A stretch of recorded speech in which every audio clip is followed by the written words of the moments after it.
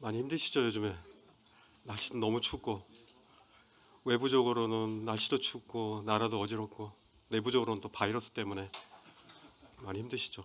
저도 한 4일 동안, 약을 잘못 지어주셨는지 의사 선생님이 그 잘못 먹고, 한 4일 동안 계속 배가 아파가지고, 잠을 한 4일 동안 못 잤습니다. 4일 동안 못 자니까 한 2kg 정도 빠지더라고요. 그것까진 좋았는데, 이제 모든 게 힘이 없고, 의욕이 없고, 아이고 살아서 뭐하나 막 이런 생각까지 막 몸이 힘드니까 막 잠을 못 자니까 밤새 무슨 생각을 하겠습니까? 밤새 이렇게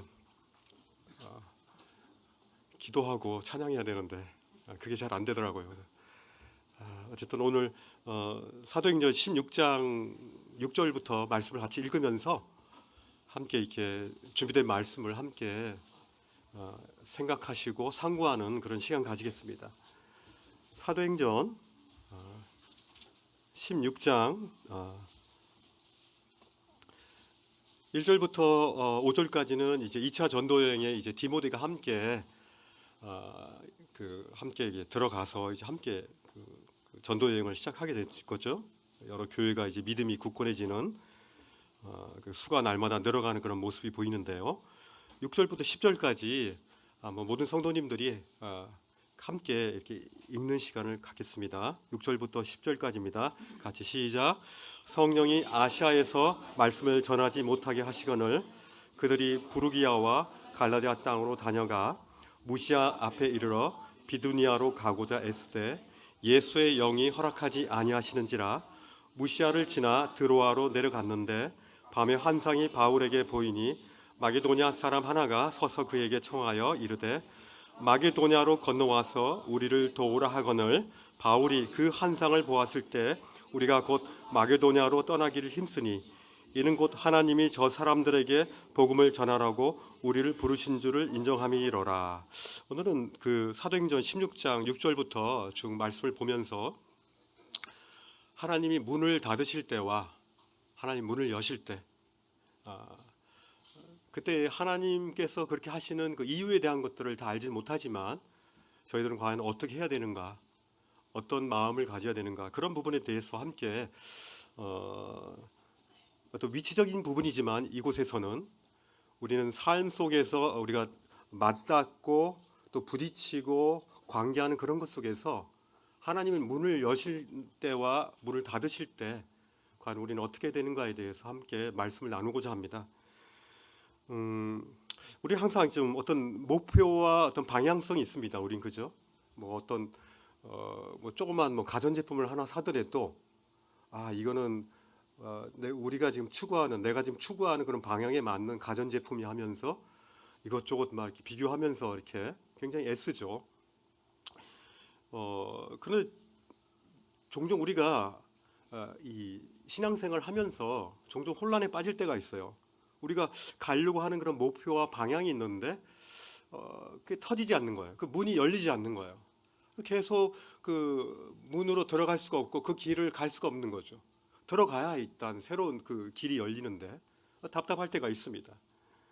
바울의 1차와 2차 전도 여행은 그 과정 가운데서 하나님께서 문을 열시면 들어가고 문을 닫으시면 들어가지 않는 그런 과정 속에서 우리의 삶도 한번 하나님께서 문을 여실 때와 또 문을 닫으실 때 우리의 삶이 과연 어떠한 자세를 취해야 되는지에 대해서 아주 명확하게 말씀하시는 것 같습니다. 이 말씀을 보면요, 굉장히 지역적인 특성이 많이 나오는데 뭐 이것들을 다 애우실 필요는 없습니다.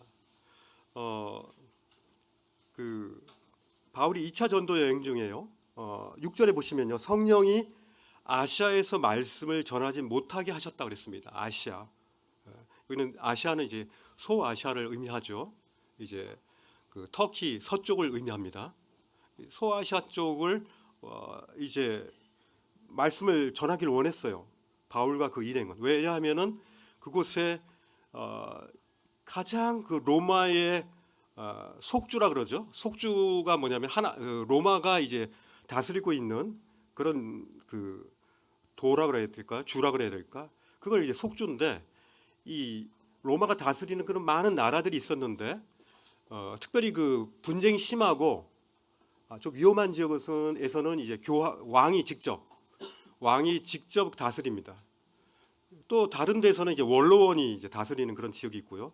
그런 속주가 이제 두 가지 속주가 있는데 이 아시아 지역은 이제 원로원이 다스리는 그런 속주였습니다. 왜냐하면 평화로운 지역이기 때문에 굳이 많은 그 군사들이 필요하지 않기 때문에.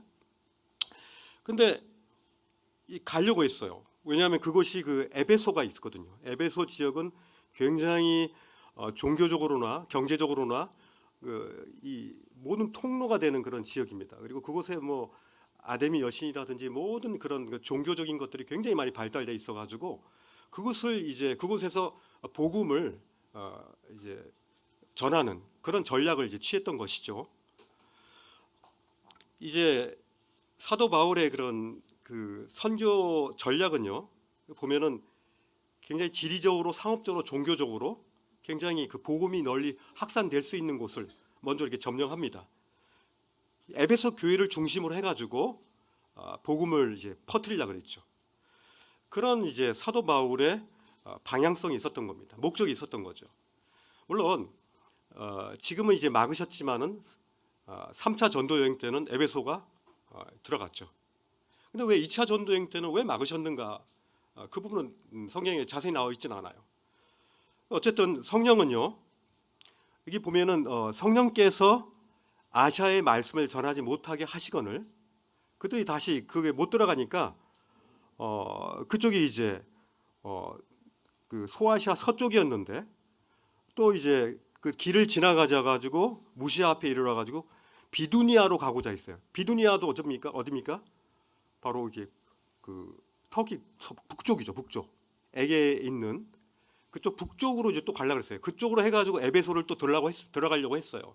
이렇게 그들의 목적은 에베소 쪽 지역을 가장 번화한 그 지역을 통해서 이 복음을 전하고자 하는 그런 마음이 있었는데 예수의 영이 허락하지 않았다 그랬습니다.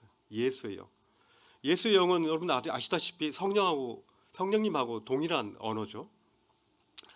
요한복음 14장 16절 한번 보시겠습니까? 한번 이렇게 성령님에 대해서 한번 우리가 이 구절을 한번 읽고 가는 게 좋을 것 같습니다. 요한복음 14장 16절에 보시면요, 거기서 보면 예수님은 성령님의 역할에 대해서 말씀하시는 것을 볼 수 있어요. 예수님이 친히 성령님에 대해서 말씀하셨는데 보혜사, 돕는 자란 뜻이죠. 헬퍼란 뜻이죠. 곧 아버지께서 내 이름으로 보내실 성령, 그가 너희에게 말한 모든 것을 생각나게 하리라. 이 성령님의 역할은요, 보혜사 돕는 역할을 하십니다. 근데 아버지께서 내 이름으로 보내신 그 성령께서는 주님이 예수 그리스도께서 말씀하신 모든 것들을 생각나게 하신다는 거예요. 모든 것들을 생각나게. 그 생각나게 한 것들을 가지고 제자들이 적을 수 있었죠. 성경을. 그죠? 성령님의 역할입니다. 이 말씀을 적게 한 것도 성령님의 그 감동에 의해서 쓰여진 것이 바로 성경이라는 거죠. 이 성령님은요, 승천하신 예수 그리스도를 사람들로 하여금 그들의 죄에 대해서, 의에 대해서 그들이 알게 하셨어요. 그리고 그뿐만 아니라 그들이 새 생명이 된 이후에도 그들이 하나님을 정말 알고자 하는, 제자가 되고 싶어하는 그 열망들을 그들에게 주셨어요. 그것이 가장 귀중한 인생의 가치이고 가장 중요한 일이다. 다른 것들은 다 알바다. 나의 메인 직업은 바로 예수 그리스도를 전하는 것이, 이것이 나의 메인 직업이다라고 그렇게 성령님께서는 우리에게 말씀하시는 거죠. 그래서 주님을 향한 이게 열망을 주죠. 갈망을 주죠. 저는요, 이 하나님을 갈망하는 부분에 있어서 감정이 굉장히 중요한 요소라고 생각해요. 감정적인 너무 이렇게 막 이상하게 볼 수 있는데, 뭐 오순절 성령 막 하면서 막 감정이요, 성령님에 의해서 컨트롤 받는다면요, 그것은 정말 하나님을 향해서 사무치는 그런 마음을 갖게 해요. 그래서 시편에도 그러지 않습니까? 밤에 자다가도 일어나가지고, 그죠? 막 주님을 찾고 막 하나님을 향해서 막 외치는, 이것은 뭐냐면 성령님으로 말미암아 조절되어진 그런 감정이 그 삶의 조절이 되기 때문에 그 삶 속에서 작동을 하기 때문에 그런 거예요. 그런데요, 우리가 말씀을 볼 때 너무 차갑게 문자적으로 보는 부분, 그건 정확하긴 하죠. 복음주의자들이 그러죠. 그럴 때 문제는 뭐냐면은 여기다 우리의 감정을 집어넣으면 안 돼. 의도적으로 그것들을 너무 할 필요가 없다는 거죠. 주님이 주시는 그 성령님이 마음 가운데 주시는 그 감동들을 그대로 유지하셔도 괜찮습니다. 다만 너무 감정이 세상 그 감정이라는 것이 우리가 지금까지 어렸을 때부터 배웠고 경험했던 그런 감정들이 세상적인 것이기 때문에 세상적인 것이 될 수도 있었기 때문에 그 세상적인 것이 우리의 성령님의 그 컨트롤을 벗어나서 오버하면 안 된다는 거죠. 그죠? 그렇지만 여러분들이 주님을 향해서 정말 갈망하는, 우리가 주님이 다시 오심에 대한 이 소망도 우리의 감정 아닙니까? 이것이 없으면 우리가 얼마나 힘들겠습니까? 그죠? 그리고 주님을 향한 이 사랑의 감정이 없다면 얼마나 메마르고 광야 가운데서 얼마나 그 바람 없는 그곳에서 얼마나 덥습니까? 전 예전에 네팔의 그 인도 가까운 곳에 갔는데요. 너무 더운 거예요. 저녁 한 4시, 5시 됐는데 너무 더워. 바람이 하나도 없어. 근데 온도가 보니까 거의 40도 되더라고. 숨쉬기가 너무 힘들더라고. 막 한증막이 들어온 것 같아요. 바람이 없으면요, 그런 거예요. 이 주님께서 우리 가운데 주님의 바람, 성령님의 바람이 우리 가운데 불어서 우리 가운데 참 주님을 향한 그 갈망이 있도록 그것이 필요하다는 저는 생각이 듭니다. 이건 제 개인적인 생각이기 때문에 이 부분에 대한 거는 나중에 저한테 말씀해 주시기 바랍니다. 17절에 보시면요. 17절에 보시면은 성령님께서요. 성령님께서 우리를 알고 우리가 성령님을 안다고 그랬습니다. 여러분은 성령님을 아십니까? 얼마나 아십니까? 근데요. 우리가 주님을 아는 것 이것보다 성령님께서 우리를 안다고 하셨어요. 이게 중요한 거 아닙니까? 17절 보세요. 요한복음 14장 17절에 보시면은 같이 한번 읽어보겠습니다. 그는 진리의 영이라 세상은 능히 그를 받지도 못하나니 이는 그를 보지도 못하고 알지도 못하니라. 그러나 너희는 그를 아나니 그는 너희와 함께 거하시며 너희 속에 계시겠습니다. 진리의 영이신 성령님께서는요. 세상은 그를 알지도 못하고 받지도 못해요. 왜냐하면 받을 그릇이 안 되니까. 수용할 마음이 없어요. 성령님을 받으면 정결한 그런 존재가 돼야 되는데 그거 싫은 거예요. 그죠? 돼지가 굳이 그렇게 깨끗한 곳에 들어와서 그런 불편한 삶을 살기를 원하지 않는 거예요. 돼지들이. 근데 여기 말씀을 보시면요. 성령님께서 너희는 그를 안다 그랬거든요. 그죠? 너희는 그를 안다. 그리고 우리가 주님을 안다는 거예요. 그죠? 우리가 아는 것에 대한 어떤 정도의 차이는 있지만 이미 구원받은 새 생명의 사람들은 성령님이 누군지를 안다는 거예요. 그리고 성령님께서 우리와 함께 거하시며 또 우리 교회 가운데, 우리 너희 속에 교회 가운데 계신다라고 이렇게 말씀하고 있습니다. 이거 얼마나 큰 특권입니까? 우리가 성령님을 알다니요. 그죠? 이건 굉장한 특권입니다. 이건 모르는 사람과 아는 사람의 차이는 이건 정말 하늘과 땅 차이인 것입니다. 그죠? 성령님께서 이 그리스도로 말미암아 구원받은 귀한 성도 한 사람 한 사람을 아신다고 하는 거예요. 아신다고. 우리 한 사람 한 사람을. 우리가 비록 성령님에 대해서 많이 알지는 못할지라도요. 실제적으로 성령님께서는요. 그분의 그 신비스러움을 많이 노출하지는 않으셨어요. 그죠?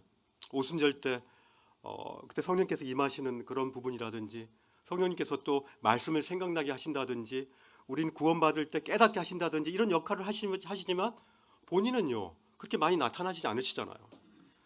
이 성육신 하신 이 예수님에 비해서 많이 나타나지 않으시는 분이에요. 그렇지만 성령님은 보혜사라 그러시지 않습니까? 보혜사, 헬퍼, 도우시는 분. 그 역할을 담당하시길 원하셨기 때문에 굳이 우리들에게 그분은 많이 나타나실 필요가 없어요. 그분의 역할을 담당하시는 거죠. 우리가 예배를 드릴 때도요. 우리가 아버지 하나님과 독생자 예수 그리스도를 찬양하고 경배드릴 때 그렇게 하도록 우리의 마음을 움직이시는 분도 성령님이신 거예요. 그죠? 우리 마음 속에 감동이 있어서 정말 내가 주님을 찬양하는 것이 이렇게 좋구나. 주님 앞에 이렇게 헌신되는 것이 이렇게 좋구나. 이렇게 이런 마음을 주는 것은 다 성령님이에요. 성령님의 우리 가운데 감동을 주시는 거죠. 만일 성령님이 우리 안에 존재하지 않는다면요, 이렇게 신묘막측하고 이렇게 믿을 수 없는 이런 일들이 우리 가운데 일어나지 않을 거예요. 성령님께서는요, 우리를 아시고 우리 안에 거하시고 이 교회와 지금 함께 하신다는 사실 정말 귀한 겁니다. 사도 바울과 그 일행은요, 굉장히 효과적이고 전략적인 그 에베소 지역을 통해서 복음 전파를 2차 전도 여행을 하려고 했죠. 근데 성령께서 막으셨죠. 결국은요, 8절 드로아에 도착합니다. 드로아. 그곳에서요, 마게도냐 사람의 환상을 봅니다. 다시 8절에 보세요. 16장 사도행전 16장 8절에 보시면 거기 보니까 마게도냐 사람 한 사람이 마게도냐로 건너와서 우리를 도우라. 이 새로운 부르심을 환상 가운데서 봅니다. 드로아는요, 소아시아와 유럽을 동시에 갈 수 있는 그런 그 중요한 항구입니다.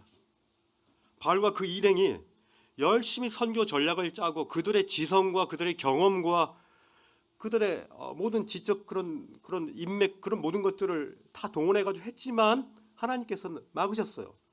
결국 하나님께서는 하나님의 그 인도하심을 바로 유럽으로 이제 여시는 것들을 보게 됩니다. 하나님의 타이밍은요, 우리의 타이밍과 다를 수 있습니다. 동일하면 얼마나 좋겠습니까? 우리가 하나님한테 기도할 때 하나님 이것은 주님의 영광을 위한 겁니다. 그리고 이렇게 되는 것이 하나님께 정말 기쁨이 되는 거 저희도 기쁨이 되는 거 아닙니까? 이렇게 얘기할 수 있는데 하나님은 그럴지라도 그 타이밍이 하나님의 타이밍이 아닐 수 있다는 거예요.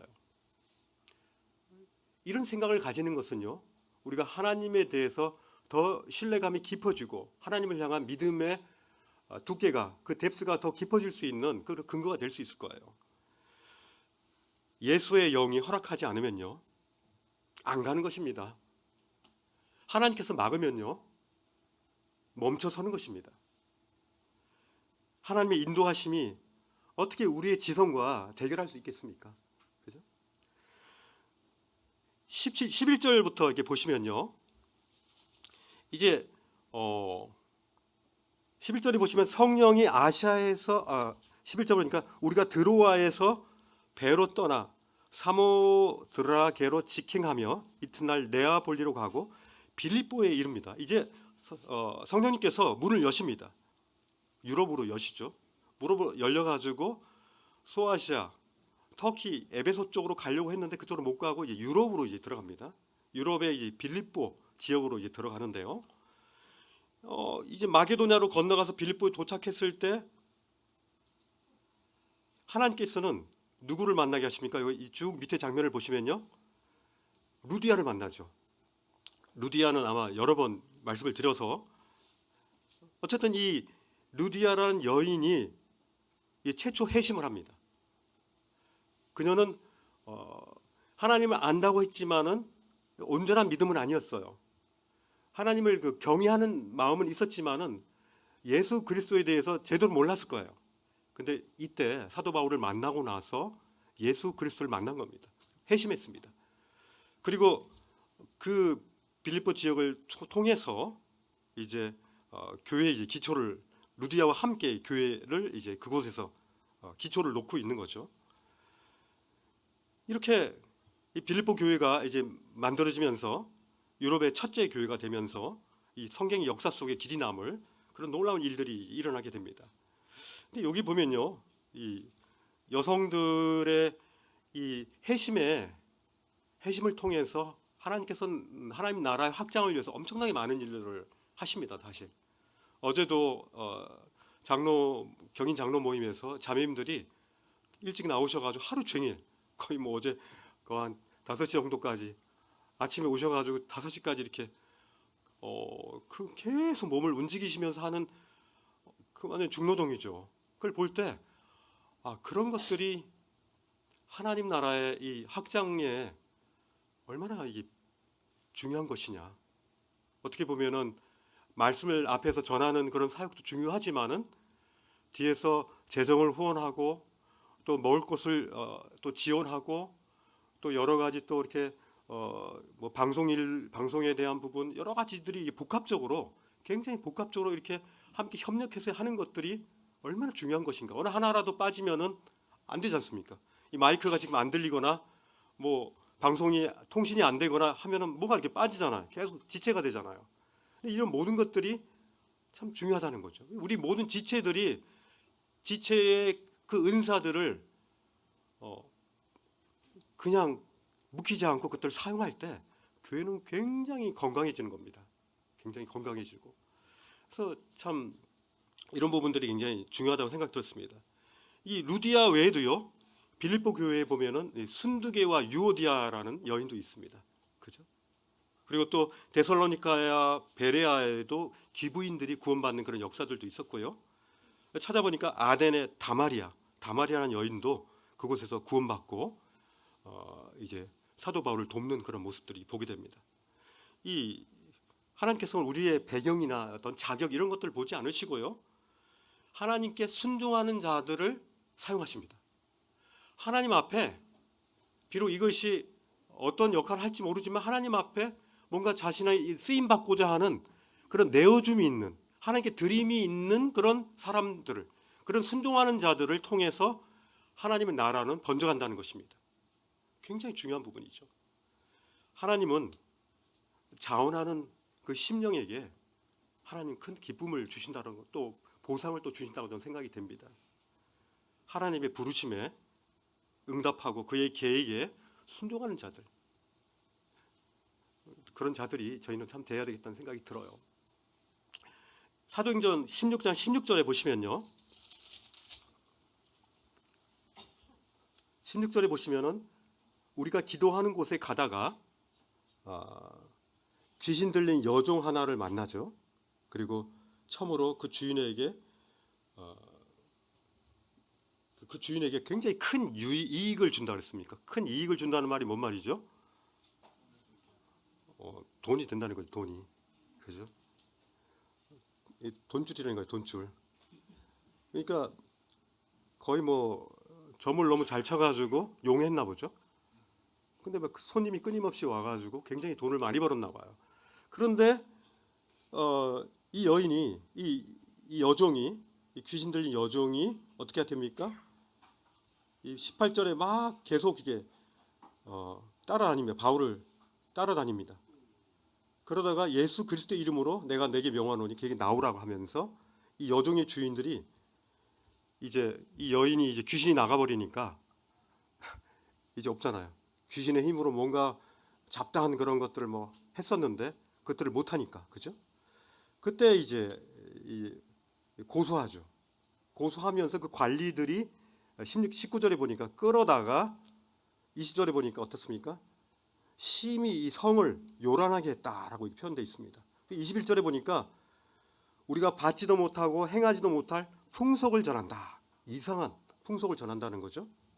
그리고 무리가 일제히 일어나가지고 22절에 보니까 상관들이 옷을 찢고 벗기고 매로 치라 하니까 이제 그렇게 했겠죠. 많이 매를 맞습니다. 바울과 실라가. 그리고 옥에 가두고 간수에게 명하여 든든히 지키라고 합니다. 결국 이 소송을 통해서 바울과 실라는 감옥에 들어갑니다. 이 감옥에 들어가는데요. 이 감옥이 어떻게 생겼냐면은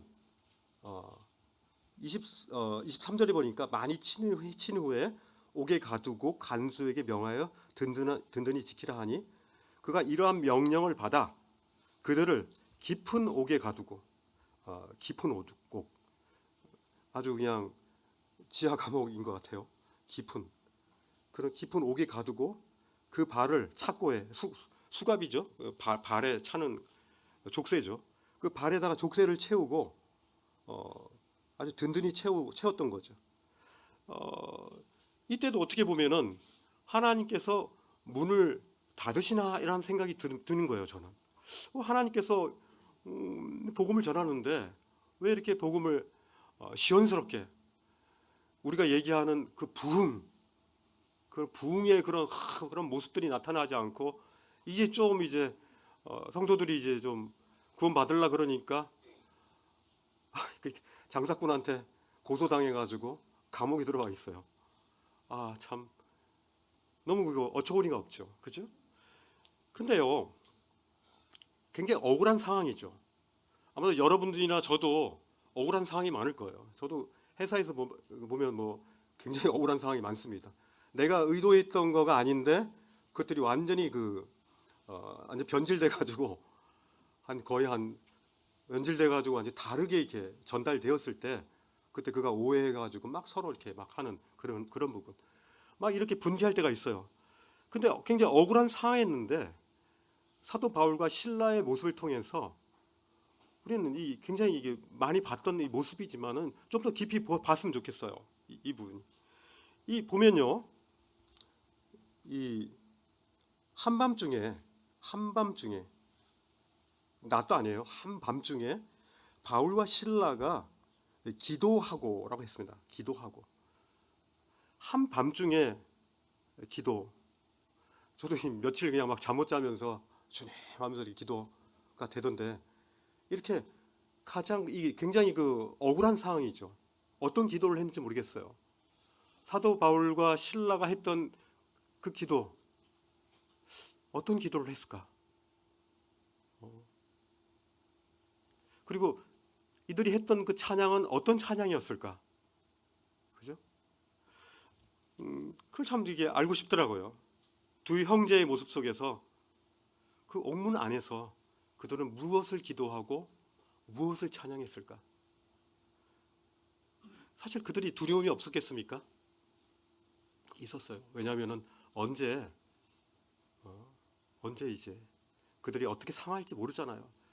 들어오기 전에도 거의 굉장히 많이 맞았을 텐데 그 이후에 몸이 어떻게 될지 어떻게 알아요, 그죠? 그들의 사도 바울과 신라도 자신의 생명에 대한 애착이 없었을까? 있었을 거예요. 죽음에 대한 공포가 있었을 겁니다, 분명히.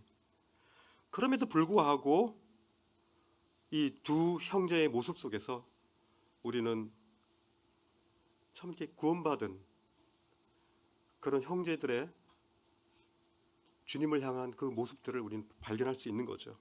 그죠? 그들이 기도하고 찬송을 올렸을 때요, 여기는 어떻게 보면 이 기도와 찬송을 통해서 문이 열리는 케이스입니다. 그죠? 이들이 기도하고 찬양했을 때 어떻게 됐습니까? 26절에 갑자기 큰 지진이 나서 옥터가 움직이고 문이 곧 다 열리며 모든 사람의 매인 것이 다 벗어진지라 했어요.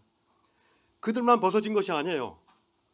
모든 얼마나 큰 교도소였는지 모르겠는데 그 교도소 문이 다 열리고 그들을 재고 있는 그런 수갑과 족쇄들이 다 열려버렸어요.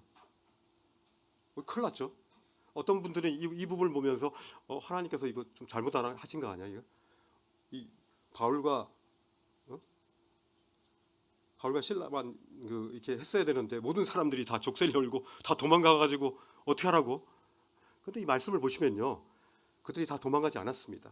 다 도망가지 않고요. 28절에 보니까 바울이 크게 소리질러 이르되 다 도망가고 자신이 이제 받을 그 책임을 생각하니까 이제는 난 자결할 수밖에 없다라고 생각한 그 간수에게 가서 뭐라고 합니까? 우리가 다 여기 있노라 하잖아요. 다 여기 있노라. 다 도망간 거 아닙니다. 그들이 다 있습니다. 그죠? 다 여기 있습니다. 사도 바울과 신라도요, 우리가 다 기도가 열리니까 우와 주님이 문을 여셨구나 하면서 어때요? 고고 하면서 그냥 막 날라버리면 이런 그건 아니죠. 그럼 뛰쳐나가는 그런 경망스러움이 없었어요. 그죠? 오히려 바울과 신라는요, 영적인 그런 품격이 넘쳐납니다. 나와서 자결하려고 하는 간수에게 그에게 복음을 전하는 모습이 나타납니다. 나에게 그런 탈출할 수 있는 그 문이 열린다면은 어떻습니까? 야, 이때다 하고 그냥 막 날라버리겠죠? 그런데 이 상황을, 이 문을 여신 그 하나님의 그 의도들을 이분들은 계속 민감하게 그것들을 감지하면서 그들의 다음 행보를 진행한 것 같습니다. 이 어떻게 보면 참 그들이 하나님의 간수가 이제 등불을 가지고 어떻게 합니까? 그런 모습을 때 간수가 등불을 가지고 바울과 실라에게 뛰어 들어가잖아요. 여기 보면 그죠? 29절에 보니까 간수가 등불을 달라고 하며 뛰어 들어가 무서워 떨며 바울과 실라 앞에 엎드리고 오히려 거꾸로 아닙니까? 간수가 오히려 옥으로 들어갑니다. 그죠? 등불을 달라고 하고 어두우니까 그 깊은 옥이니까 거기에 뛰어 들어가서 옥으로 들어가서 무서워 떨면서 바울과 실라 앞에 엎드리면서 그가 외친 그 외침이 정말 간절한 외침입니다. 그것은 거의 영어로 보면 막 crying이라고 그러죠. 막 외치는 겁니다. 내가 어떻게 하여야 구원을 받으리이까? 내가 어떻게 구원을 받으리이까? 이게 참 두 가지가 있을 수 있겠죠. 그가 이런 상황 속에서 내가 어떻게 생명을 살릴 수 있까 하는 그런 마음도 있었을 거고요. 또 하나는 그는 보았을 거예요. 그 야밤에 그 기도하고 찬양을 하는 그들을 통해서 하나님께서 역사하시는 그 능력의 하나님을 보고요. 그는 그런 하나님을 만나고 싶었을 거예요. 그러나 어떻게 구원받는지 몰랐어요. 누군가가 그에게 복음을 전해줘야 되는 것이죠. 그래서 내가 어떻게 하여야 구원을 받으리까 하면서 막 외쳐야 된 겁니다. 외친 거죠. 저는요, 이 말씀이 성령님이 보증하는 말씀이라고 생각됩니다. 이렇게 주님을 찾는 자에게 주님께서는 어떻게 보장하냐면 바로 성령님께서 보장하는 말씀이 바로 31절입니다. 한번 읽어보겠습니다. 이르되 주 예수를 믿으라. 그리하면 너와 내 집이 구원을 받으리라. 이것이 바로 성령님께서 직접 보증하는 말씀입니다. 주 예수를 믿을 때, 그죠? 그러면 우리가 구원받고 너와 내 집이 다 구원을 받는다는 이 말씀이 이게 성령님께서 보증하는 말씀이라고 생각할 때요. 어떻게 보면 아직 가족들도 그렇고 동생도 그렇고 뭐 친척도 그렇고 아직 구원받지 않은 주변에 영혼들이 많이 있지 않습니까? 그렇지만 이 말씀을 의존해서 우리는 하나님 앞에 이렇게 외칠 수 있는 거죠. 그들이 어떻게 해야 구원을 받으리이까? 주님, 그들이 어떻게 하여 구원을 받으리이까 하고 하나님 앞에 우리는 외칠 수 있는 거죠. 부르짖는 기도를 할 수 있는 거죠. 왜? 성령님이 보증하시는 거니까. 저는 이런 영혼 구원에 있어서는 이런 부르짖는 기도가 좀 필요하다고 봅니다. 그러지 않으면요, 쉽지 않습니다. 이런 부르짖는 기도, 이걸 통해서 주님이 역사하신다고 생각됩니다. 기도 외에 우리가 하나님 품으로 오게 할 수 있는 방법이 사실 있습니까? 없습니다. 우리가 아무리 그에게 어떤 금전적인 것을 주고 어떤 혜택을 주고 그럴지라도 그런 절대로 그런 혜택만 구할 것이지 구원에 대해서 하나님을 향해서 결국 나아가려고 하지 않아요. 이 세상은요 그렇단 말입니다. 왜냐하면은 불편하니까, 그리고 그것이 좋으니까. 그죠? 그래서 우리는 성도 아닙니까? 거룩한 길을 가고 있는 그런 사람들. 이 길이 쉽지는 않습니다. 주님은 좁은 길이라고 말씀하죠. 아무도 가지 않는 길이라고 얘기하죠. 여기 예배당에 계시는 형제 자매님들 대단하신 분이라고 생각됩니다. 한 분 한 분이 하나님이 명하시는 그 성령님이 보증하시는 거룩한 길을 가시는 성도이신 거예요. 굉장히 귀중한 한 분 한 분이신 거죠. 하나님이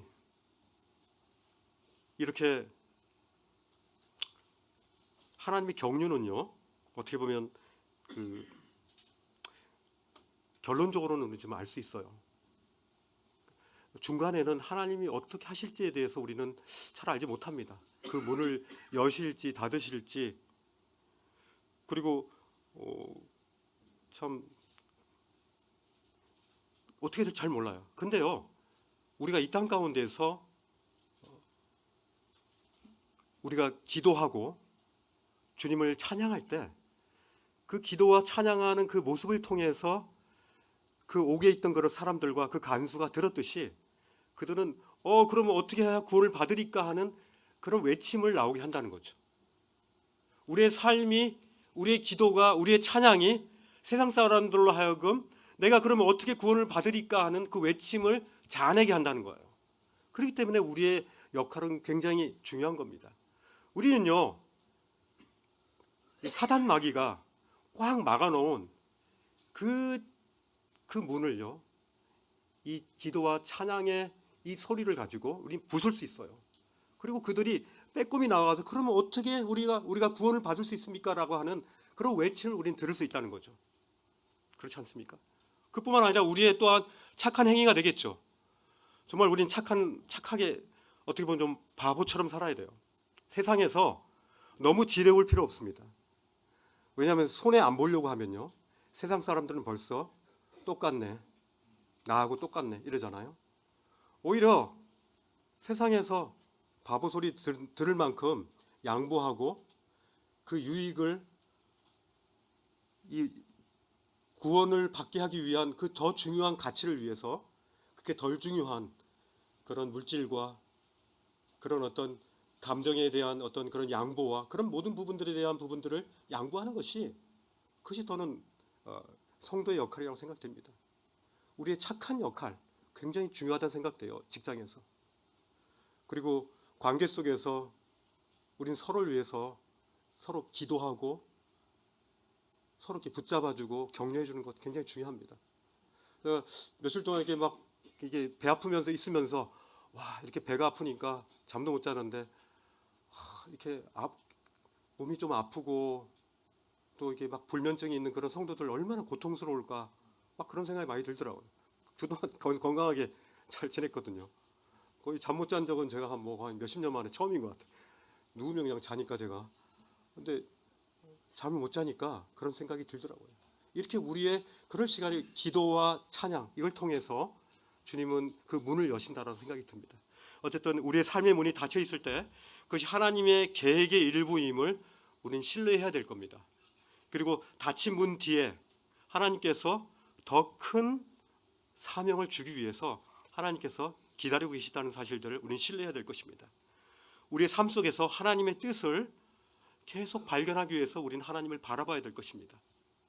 그리고 기도해야 될 것입니다. 우리가 사는 이유 자체가 하나님을 찬양하기 위해서니까, 그죠? 그렇게 주님 앞에 순종하고 그렇게 헌신하는 그런 25년이 됐으면 하는 마음에서 오늘 말씀을 준비했습니다. 기도하겠습니다. 주님 감사합니다. 오늘